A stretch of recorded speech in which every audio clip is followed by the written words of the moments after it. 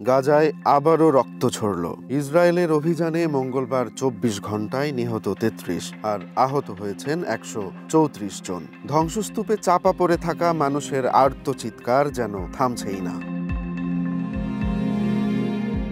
গাজার স্বাস্থ্য মন্ত্রণালয়ের তথ্য অনুযায়ী এখন পর্যন্ত এই যুদ্ধে প্রাণ হারিয়েছেন ৪৪,৩৩০ জন। আহতদের সংখ্যা ছাড়িয়েছে ১,০৪,০০০। কিন্তু বাস্তব চিত্র আরও ভয়াবহ। ধ্বংসস্তূপের নিচে চাপা পড়া অগণিত মানুষ এখনো জীবিত না মৃত তার কোনো সঠিক হিসাব নেই। উদ্ধার কার্যক্রম চলছে ধীর গতিতে। সরঞ্জাম আর জনবলের অভাবে থেমে যাচ্ছে সব চেষ্টা।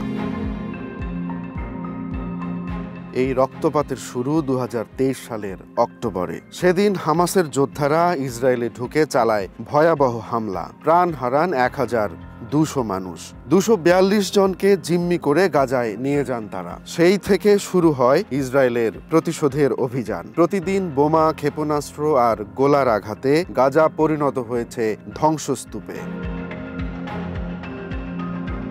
যুদ্ধ বন্ধের দাবি জানিয়েছে জাতিসংঘ। ইসরায়েলের বিরুদ্ধে গণহত্যার অভিযোগে আন্তর্জাতিক আদালতে মামলা হয়েছে। কিন্তু ইসরায়েলের প্রধানমন্ত্রী বেনিয়ামিন নেতানিয়াহু বলেছেন, হামাসকে সম্পূর্ণ ধ্বংস না করা পর্যন্ত অভিযান চলবে।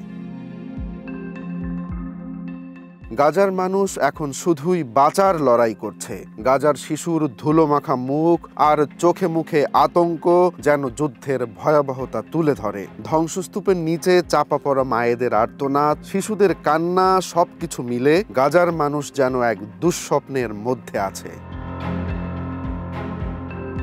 এই যুদ্ধ থামবে কবে? গাজার আকাশে আবারও শান্তির আলো আসবে কিনা সেই প্রশ্নের উত্তর নেই কারো কাছে। মৃত্যুর এই মিছিল কবে থামবে তা হয়তো সময়ই বলে দেবে। এ বিষয়ে আপনার যে কোনো মতামত আমাদের জানিয়ে দিন কমেন্ট বক্সে।